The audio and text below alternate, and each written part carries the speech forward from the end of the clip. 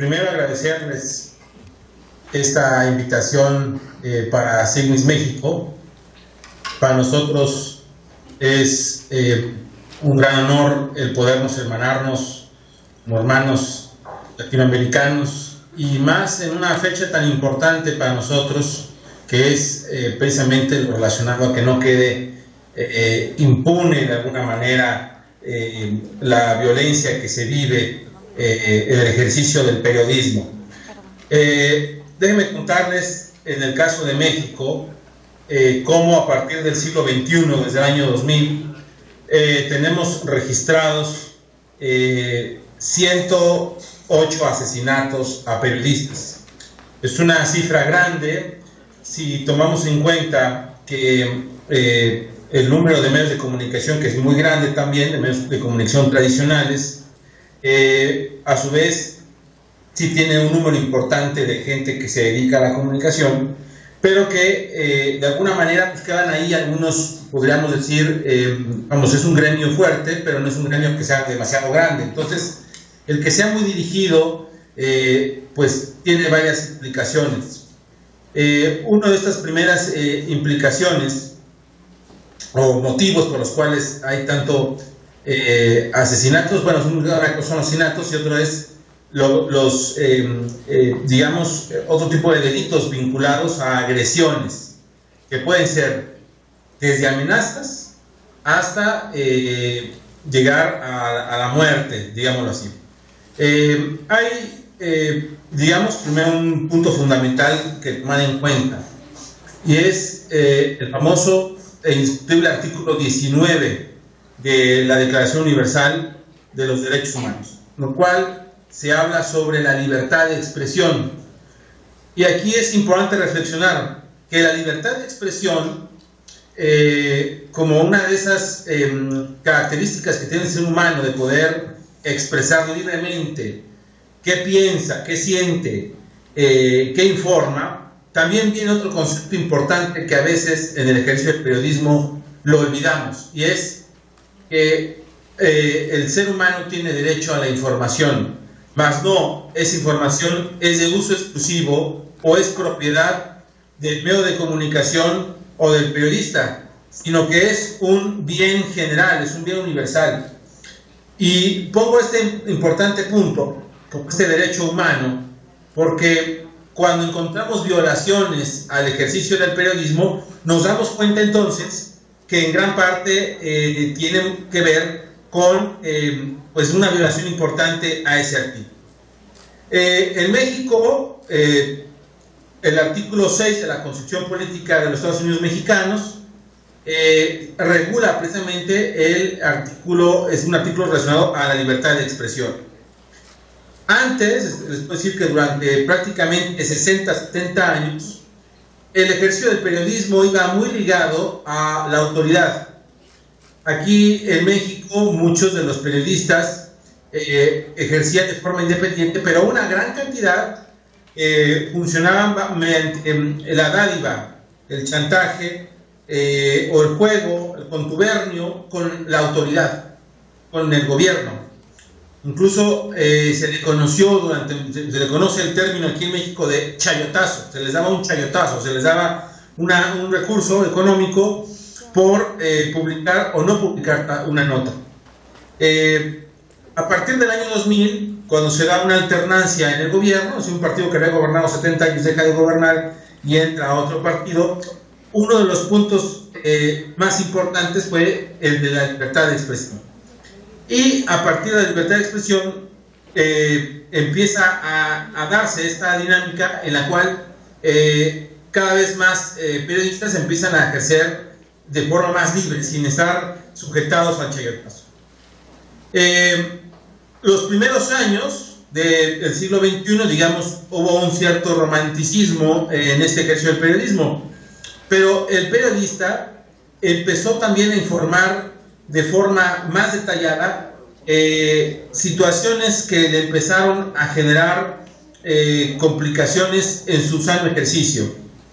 Yo ubico principalmente tres. Uno, el crimen organizado. El crimen organizado es quien más puede llegar a presionar a un medio de comunicación ya sea con amenazas, ya sea con actitudes a veces de hacer, por ejemplo, lo que se ha denominado el secuestro express, es decir, que ya en un argot que es el correcto, se le llama también que lo desaparecen, lo levantan al periodista. ¿Y por qué? Pues porque se mete con algún personaje del crimen organizado, alguien que esté ligado, y también en el crimen organizado hay una colaboración muy corrupta entre el crimen organizado y ciertos actores de la autoridad. Entonces esto genera pues muchas tensiones, y el periodista en algunas zonas de México, especialmente en el norte del país y en la zona Golfo, pues vive en esta dinámica de mucha presión por parte del crimen organizado. Tenemos otro actor que sigue siendo un actor de mucha presión, que es la autoridad. En México tenemos 3 órdenes de gobierno. El nivel más bajo, digamos, se le conoce como la autoridad municipal, que es la conjunción de varios barrios, de varios, es la autoridad más baja, digamos, sí, de toda la estructura que hay en México. Después siguen los gobiernos estatales, y después sigue el gobierno federal, que es el que manda ahí, es el ejecutivo, el presidente de la República. Bueno, desde el nivel municipal existe la presión muy fuerte a los propios periodistas. Y la autoridad como este segundo actor que presiona y que hace también actos de violencia. Tenemos casos terribles de autoridades que incluso han mandado a matar a periodistas porque han dado a conocer actos de corrupción de millones y millones de pesos, los cuales pone en un riesgo de complicación a la autoridad. Entonces, digamos, el decir la verdad, tratar de ejercer esa libertad de comunicar, pues hay sus consecuencias también con la propia autoridad, la autoridad oficial, digámoslo así, ¿no? Porque el crimen organizado es un poder fáctico. Y tenemos también otros actores que a veces juegan un papel en hacer la presión al periodista. ¿Quiénes son esos actores? Pueden ser a veces, por desgracia, otros medios de comunicación mucho más grandes, que tienen muchísimo mayor peso, mayor penetración, mayor poder económico, y que realmente le ponen un fuerte golpe sobre la mesa a medios de comunicación más pequeños, que terminan a veces subordinándose o guardando silencio, aunque hay muchos también muy valientes, y esos valientes a veces tienen consecuencias mayores. Del año 2000 para noviembre de 2017 tenemos, yo les decía, más de 100 periodistas asesinados. Tan solo en 2017 en México van 10 periodistas asesinados. Y esto, ¿qué consecuencia tuvo? Que en el año 2006 se creara una Fiscalía de Atención a Periodistas, y esta fue modificada en 2012 para crear una Fiscalía Especial para la atención de delitos cometidos contra la libertad de expresión. Porque si a esto sumamos, por ejemplo, a promotores de derechos humanos más periodistas, estamos hablando de una gran cantidad de gente que ha estado en esta dinámica de persecución y delito. Esta fiscalía, como consecuencia, tampoco ha sido exitosa. Yo les puedo decir que desde que se creó a la fecha ha tenido casi 2.000 averiguaciones previas, 2.000 investigaciones, y solamente han tenido sentencia 3 casos. Y es decir, que estamos hablando que el 99.85% de las agresiones a los periodistas en México quedan impunes. Ese es un punto importante. La impunidad es ese compañero, ese mal compañero de viaje en el ejercicio del periodismo. ¿Por qué? Porque hay periodistas que le avisan a esta fiscalía, le avisan a la autoridad que están siendo perseguidos, que están siendo amenazados, y tenemos ya casos de algunos que la fiscalía los acompañó, y al momento en que por algún motivo los deja de acompañar, son asesinados. Incluso hay casos en donde la víctima, el periodista que es la víctima, termina siendo el victimario o se le termina condenando. ¿En qué sentido? En el que de repente se le acusa, la autoridad principalmente ministerial, es decir, la que busca la imparcialidad de justicia, le va haciendo, va justificando el asesinato diciendo, lo que pasa es que es un pleito, un amorío, ¿no? El periodista tenía un problema de faldas, por decirlo así. O dice, lo que pasa es que tenía vínculos con el crimen organizado. O dice, lo que pasa es que estaba drogado o alcoholizado. Así, se trata de desprestigiar al periodista para ellos decir, justificar que el asesinato no tiene nada que ver con el ejercicio de la libertad de expresión. Yo creo que también es importante comentarles a ustedes que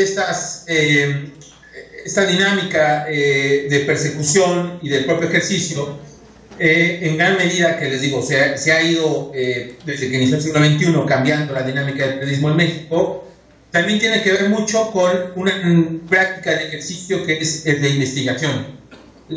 En México se abre la transparencia pública gubernamental, y esto nos dio, la verdad, a nosotros los periodistas, una gran herramienta para poder nosotros investigar, poder nosotros tener más datos, más información e ir acomodando historias.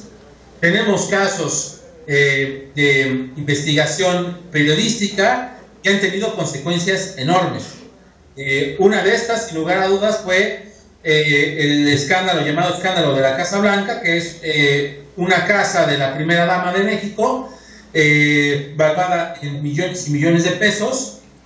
Para los que no lo sepan, la primera dama de México fue una actriz de telenovelas, y toda la investigación periodística que se hizo alrededor tuvo consecuencias indirectas con algunos de los del equipo periodístico que realizó esta investigación.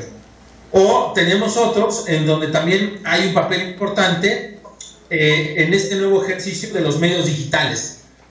Comentar que, por ejemplo, el uso de las redes sociales ha tenido también su repercusión, y hay muchos de los que ejercemos el periodismo que sabemos que el medio digital es un compañero también muy bueno, una herramienta muy buena que va dando credibilidad. También esto ha generado que la gente común y corriente, ¿sí?, con un teléfono cualquiera, se convierta en un reportero, ¿no? Y esa dinámica, se convierte en un reportero, le da un sentido distinto a veces a la propia comunicación, porque a veces hay un fondo.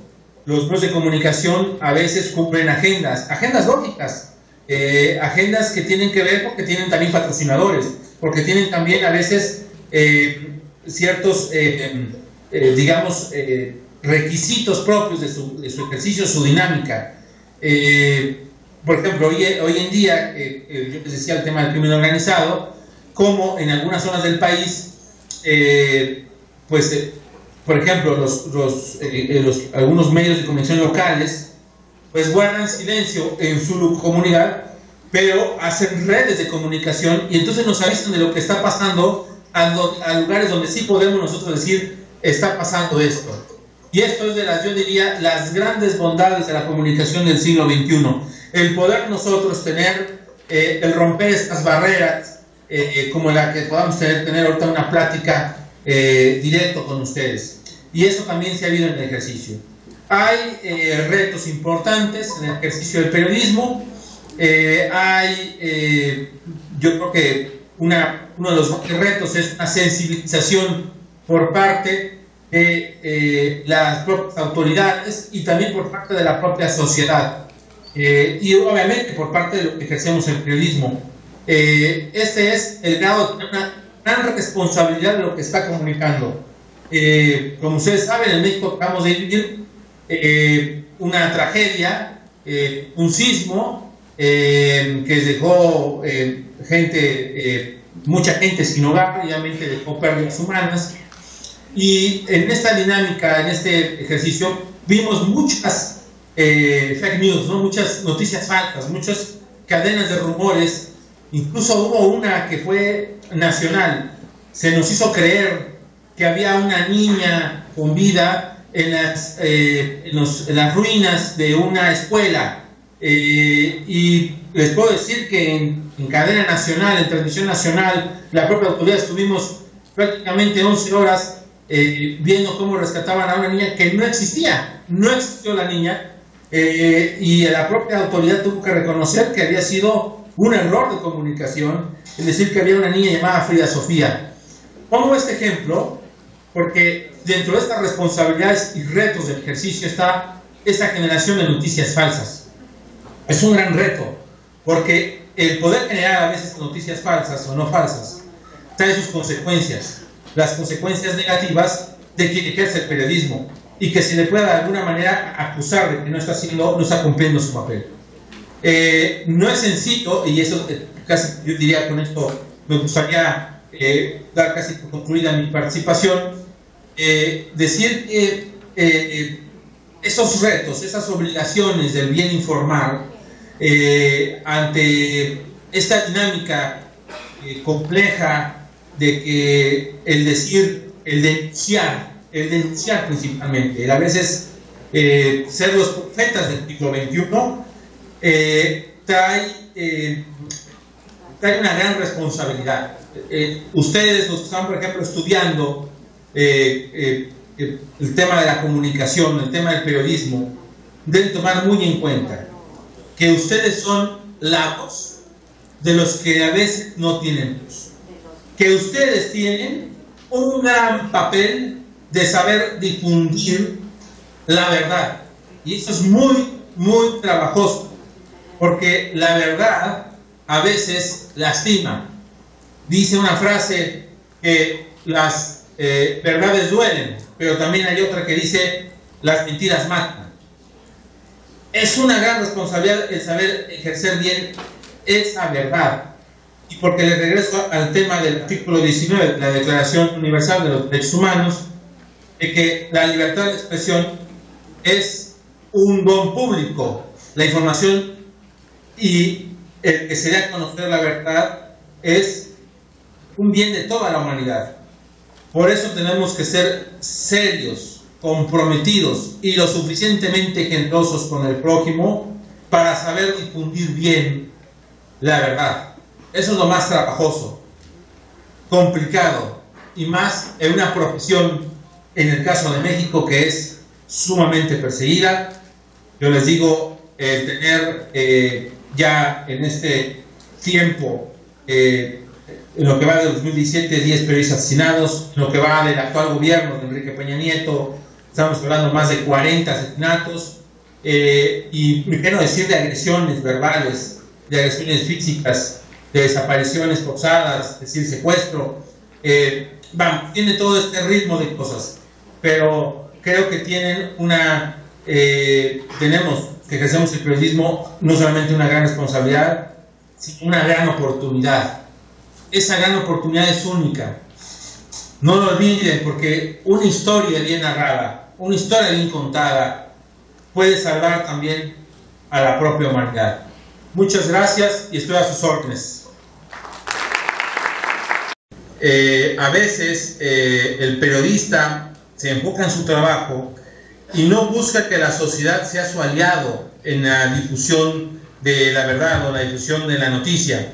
Creo que un punto importante sería ese, ir siendo compañero de viaje, involucrando a la sociedad civil y a la sociedad en general del riesgo de ejercer el periodismo, especialmente en lugares donde otros poderes fácticos tienen mucha presión.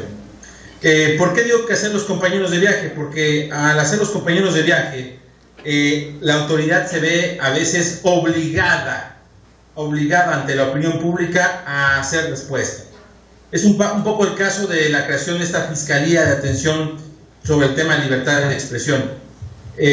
Fue gracias a la gran presión de varios sectores de la sociedad que fueron compañeros de viaje de las distintas redes de periodismo en México, que de alguna manera por lo menos se creó esta fiscalía. Faltan muchísimo más cosas, desde resarcir el daño, desde crear un refugio de atención a periodistas, desde modificar más la ley darle dientes, digamos, para evitar este tema de convertirse después en victimarios.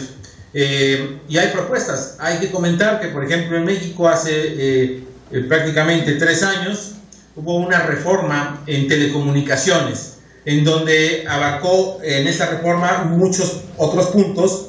Entre estos puntos, aparte de nuevas tecnologías, de llegar a mayores alcances, de llegar que llegara la información a lugares donde por su condición física es ya difícil o económica difícil llegar, se pudiera llegar. Y en todo este paquete, por ejemplo, se metió el derecho de las audiencias del pueblo, audiencia pública, es decir, que el público, la gente,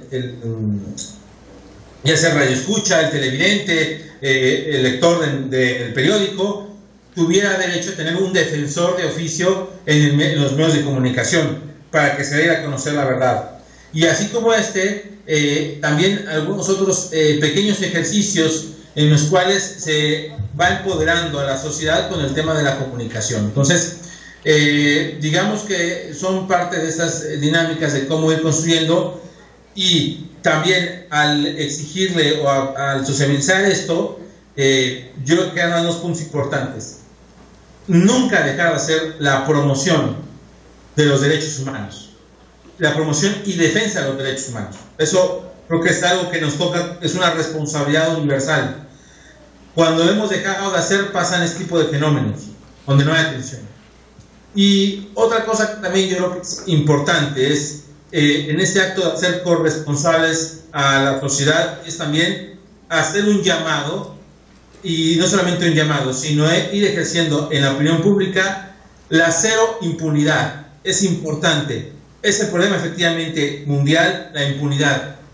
Si no hacemos presión, si no obligamos que, por ejemplo, en la ley y también en los hechos se resuelvan las cosas rápido, pues vamos a tener esas complejidades. Creo que esa exigencia debe ser impunidad, impunidad, impunidad.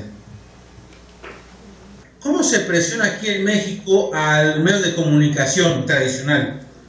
Quitándole la publicidad oficial, es decir, la publicidad del gobierno. El gobierno destina un paquete importante de recursos económicos a los medios de comunicación para, de alguna manera, tenerlos controlados o tenerlos en simpatía. ¿Y qué es lo que pasa aquí? ¿Cómo se castiga al medio? Pues se le deja de meter publicidad oficial. Hay medios de comunicación que terminan doblando las manos y terminan de alguna manera estando en esta dinámica pues a una de dos, o desaparecer del ejercicio periodístico, o por otro lado de terminar siendo aliados del gobierno para no generar mayores problemas. En el tema de las concesiones, lo que tiene que ver con radio y televisión, hay un proceso jurídico de licitación donde se les da, entran en concurso por primera vez en México por la reforma de telecomunicaciones. Hay concursos rigurosos en donde se tiene que demostrar que el que quiere tener la estación de radio o el canal de televisión digital tenga recurso económico. Incluso se abrió a concurso de las cadenas nacionales de televisión, y una de los interesados, ya casi acabando el proceso, se echó para atrás, dijo ya no, y fue sancionado por el gobierno porque había entrado a un proceso de reglas claras. Digamos que en esa parte de los trámites y de este asunto no es tan complejo. En el tema, por ejemplo, de lo que es la prensa escrita, pues también juega mucho el tema de la publicidad. Ahí también se da un juego importante, pero digamos, los permisos, por ejemplo, aquí en México quien da permiso es la Secretaría de Gobernación, que es la principal secretaría, la que lleva el gobierno interno del país, y hay una subsecretaría de normatividad de medios, y en esta subsecretaría se tiene que cualquier publicación solicitar el permiso, pero no es un permiso tan engorroso como en otras partes del mundo. La verdad es que ahí se ha ido flexibilizando. Claro, siempre tendrá complejidades, pero la forma en la cual se presiona, digamos, al grupo de periodistas o de comunicación es por medio de la publicidad Digamos que, a ver, aquí en México durante mucho tiempo, en esta época en la que el ejercicio del periodismo estaba muy ligado a la autoridad, digamos, el periodismo independiente era castigado y el periodismo oficialista era el que tenía mayor juego, pues hay una empresa importante, sin lugar a dudas la empresa más importante de medios de comunicación durante mucho tiempo en México, que es Televisa, y de la cual no solamente sus contenidos, sino ejerció un gran papel en el ejercicio político, digámoslo así. Eso está cambiando en la elección del 2018. Los propios actores, partidos políticos, han sabido, por ejemplo, utilizar estos otros medios alternativos, ¿no? Por ejemplo, el principal líder de oposición en México, Andrés Manuel López Obrador, del partido Morena, utiliza las redes sociales como su medio de comunicación oficial. Es decir, es raro que dé una entrevista en medios de comunicación tradicionales y sus mensajes los graba en video y los transmite en YouTube y los publica en Twitter o en Facebook. Aquí en México hace poco, la ex primera dama Margarita Zavala, que es aspirante a la presidencia de la República, esposa del expresidente Felipe Calderón, dio a conocer su salida del partido que militó durante toda su vida, que fue el PAN, para anunciar su candidatura independiente por redes sociales. Pongo estos ejemplos, y no sé si respondo un poco la pregunta, en el sentido de que, pues sí, también el ejercicio del periodismo y de todo digamos, de toda esta forma de comunicar está cambiando, está teniendo giros, digamos, un poco inesperados a lo que se podría imaginar. Yo diría incluso que podríamos tener, después de la elección del 2018 en México, un cambio de régimen en muchos sentidos, y entre esos el de la propia comunicación. Si bien la reforma de telecomunicaciones cambió las reglas del juego en la comunicación masiva, no ha podido ni va a poder regular lo que se da en los medios digitales, porque hay una gran presión de sociedad de no tocar algo que ellos consideran como un bien público, un bien de ellos, y que dan ese juego. Y ahí voy un poco con en la sintonía de la pregunta de qué tanto la sociedad civil está jugando. Sí se han creado muchas redes y muchas acciones civiles a partir del año 2000 en relación al trabajo de ejercicio del periodismo. Hay una gran solidaridad, digamos, de quienes ejercen el periodismo, incluso siendo rivales, a veces hasta ideológicos. Uno de los asesinatos que más han conmovido en este año precisamente fue, por ejemplo, el de Miroslava, una periodista de Chihuahua, y el de Javier, un periodista de Sinaloa, el cual incluso llevó a que varios periódicos de circulación nacional, varios diarios, publicaran en primera plana símbolos de luto. E incluso hubo periódicos que cerraron o dejaron de imprimirse en forma de homenaje o también de queja durante algunas semanas. Es decir, sí ha habido ese acompañamiento del gremio y también de la sociedad civil. Otro caso que fue el año pasado, el de otro periodista de origen veracruzano que salió escapando del gobierno de Javier Duarte, y de estos que se les ha convertido en victimarios, diciendo que había organizado, que lo habían matado porque había organizado una fiesta que se había salido de control. Por ejemplo, pues, la sociedad en general salió en defensa de este periodista y, digamos, no se chupó el dedo, diríamos aquí, no cayó en ese juego la sociedad al contrario, respaldó a... Claro que falta sensibilizar mucho más. Y también hay que tener en cuenta otra cosa, está cambiando totalmente, radicalmente, mucho lo que tiene que ver con contenidos y con el impacto de los contenidos en la propia dinámica de la población. La llegada de plataformas digitales como por ejemplo Netflix o otras plataformas como Blim y demás están teniendo repercusiones, yo diría, incluso culturales. Rápidamente les cuento, yo tengo 3 hijos, el más grande tiene 7 años, y pues solamente ve estas plataformas. El otro día me quedé sin internet en la casa y le tuve que poner televisión abierta, es decir, televisión no por internet, la televisión normal que conocemos. Después de unos minutos de transcurrida el programa, la caricatura, de repente entran comerciales. Mi hijo, de la forma más inocente, me dice: papá, ¿qué es eso? En referencia a los comerciales. Nunca había visto un comercial. ¿Por qué? Porque ya está así, digamos, trasplantado en las nuevas generaciones. Ya el consumidor, digamos así, ya escoge qué tiene que ver. Mi hija, por ejemplo, me decía: papá, ponle pausa, voy al baño. ¿Por qué? Porque ellas, cuando ven los contenidos de YouTube y demás, le ponen pausa y pueden hacer otras cosas. Entonces, pongo estos ejemplos para que nos demos cuenta cómo también culturalmente está cambiando esta dinámica de la propia comunicación, y esto lo vemos reflejado en la propia sociedad.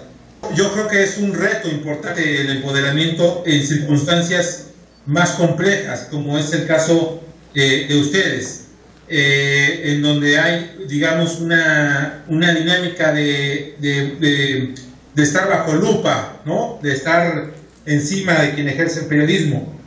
Yo creo que una forma de empoderar es logrando la difusión y el trabajo de los propios medios alternativos, de los medios digitales, un poco irle cultivando, no a las nuevas generaciones, porque las nuevas generaciones, diríamos, ya tienen el chip instalado, sino a generaciones más adultas, irlas involucrando en esta dinámica. Creo que es una muy buena válvula de escape. Por ejemplo, en México, cuando se da a conocer el caso de la desaparición de los 43 estudiantes de Ayotzinapa, los medios de comunicación tradicionales no salieron rápidamente, salieron los medios alternativos. Incluso fue una publicación norteamericana la que empezó a hacer más presión y se fue ya haciendo una bola más fuerte. ¿Cómo hacer esto? Pues haciendo promoción, difusión de estos medios alternativos. Otra es también saber, de alguna manera, por decirlo así, ir formando, ir educando a la sociedad en lo que tiene que ver con el verdadero conocimiento de la verdad. ¿Y esto en qué sentido va? Es decir, a veces no es con solamente decir una nota y publicar algo así, ya no la creemos, no, sino nos obliga a que demos pruebas de lo que está pasando. Y eso es un reto para poder empoderar a la sociedad. Si nosotros vamos demostrando con datos concretos, le vamos demostrando a la gente con pruebas fehacientes de que lo que se está diciendo es la verdad, de lo que se está diciendo tiene realmente no tiene vicios, sino que tiene, al contrario, un objetivo claro, pues se puede ir contagiando a la sociedad. Es un proceso complejo cuando tienes a la autoridad y a la ley en contra, pero a veces hay que verlo como este pasaje bíblico de David contra Goliat, ¿no? Yo así lo veo. A veces el gobierno o los grandes medios son el Goliat y el público es el pequeño David. Si sabemos hacerlo con presión, lo vamos a hacer. Voy a poner un ejemplo sencillo en México. Aquí en México, quien administra el tema del agua en general, a nivel nacional, a nivel México, país, es la Comisión Nacional del Agua. Bueno, su director al iniciar el gobierno de Peña Nieto, David Orenfeld, utilizaba el helicóptero de la institución para ir con su familia de vacaciones.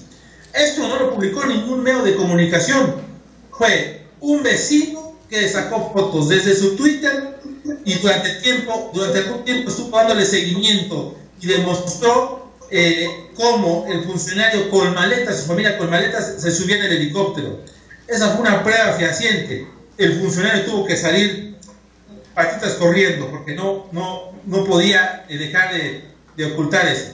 Entonces, hay formas de ir empoderando. Otra también es hacer la participación de la gente en los propios medios. ¿Cómo? Hacer la presión, ya sea con mensajes, cartas, llamadas telefónicas, mensajes de WhatsApp, mensajes en redes sociales hacia el medio de comunicación. Si hay algo que le puede doler al medio de comunicación es que esté siendo juzgado por la gente. Entonces es cuando abre esos espacios, esos canales de participación, y entonces la gente es cuando realmente se siente empoderada para poder influir en su propio espacio público. ¿Cree que es necesaria una ley que proteja a los ciudadanos de información que maximice el morbo exponiendo muertos y tragedias? Ya. Este es uno de los grandes retos que se tiene en el ejercicio de la comunicación. Ese es un gran debate mundial.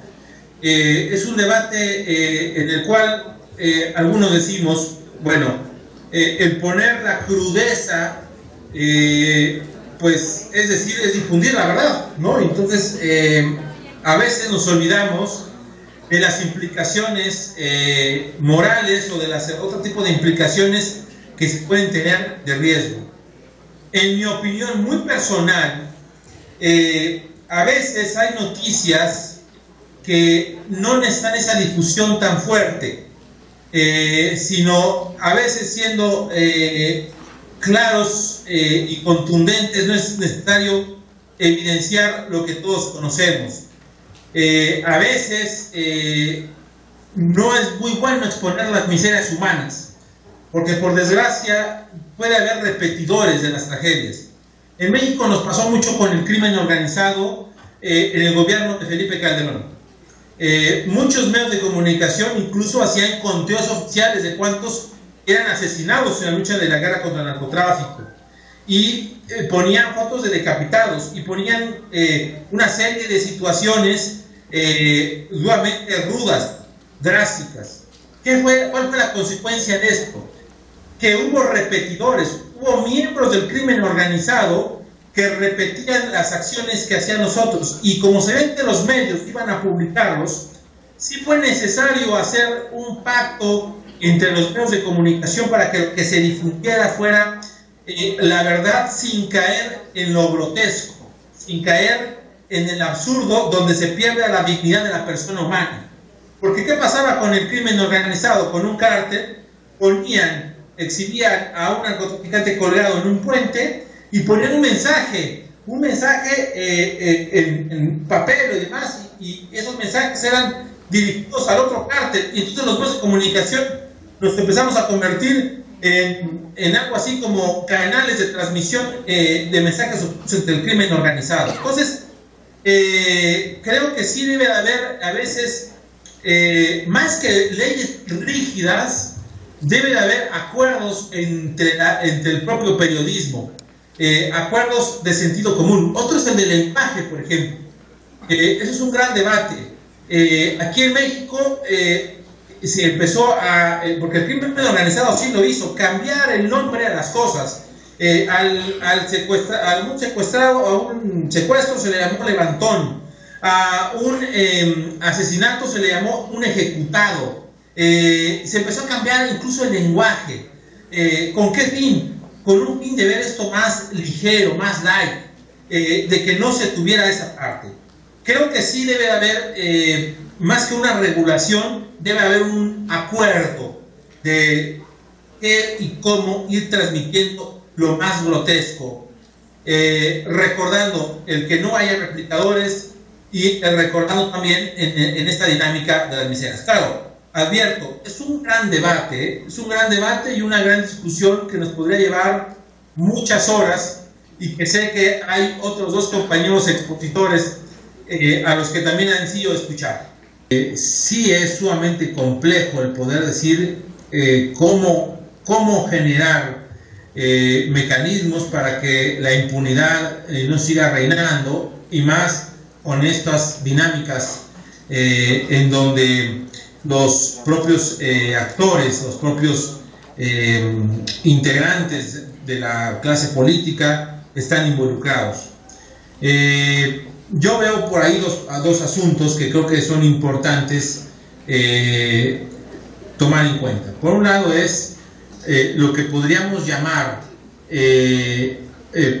por decirlo así, la cultura, una nueva cultura de los nuevos funcionarios públicos, de los nuevos servidores públicos, es decir, generar una cultura en donde se vaya sensibilizando la importancia de combatir esa impunidad por las consecuencias que tiene la impunidad.